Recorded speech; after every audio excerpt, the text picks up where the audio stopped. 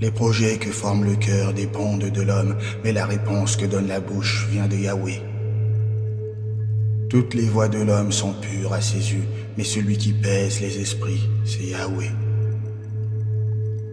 Confie à Yahweh tes œuvres et tes projets réussiront. Yahweh a tout fait pour un dessein, même le méchant pour le jour du malheur. Tout cœur arrogant est en abomination à Yahweh, assurément il ne restera pas impuni. Par la bonté et la fidélité on expie l'iniquité, et par la crainte de Yahweh on se détourne du mal. Quand Yahweh prend plaisir aux voies d'un homme, il dispose favorablement à son égard même ses ennemis. Mieux vaut un peu avec la justice que de grands revenus avec l'injustice. Le cœur de l'homme médite sa voie, mais c'est Yahweh qui dirige ses pas. Des oracles sont sur les lèvres du roi, sa bouche ne doit pas être infidèle lorsqu'il juge. Le poids et la balance juste appartiennent à Yahweh, tous les poids du sac sont son œuvre. Les rois ont en horreur de faire le mal, car c'est par la justice que le trône s'affermit. Les lèvres justes trouvent faveur auprès des rois, et il aime celui qui parle avec droiture. La colère d'un roi est un messager de mort, et un homme sage sait l'apaiser. La sérénité du visage du roi est source de vie, et sa faveur est comme une pluie printanière. Combien il est préférable d'acquérir la sagesse plutôt que l'or, et combien il vaut mieux obtenir l'intelligence que l'argent. Le chemin des hommes droits consiste à éviter le mal. Celui qui garde son âme veille sur sa voie. L'orgueil précède la destruction et l'arrogance précède la chute.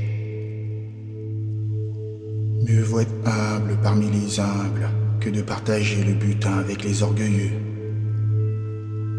Celui qui réfléchit aux choses trouve le bonheur, et celui qui se confie en Yahweh est comblé de joie.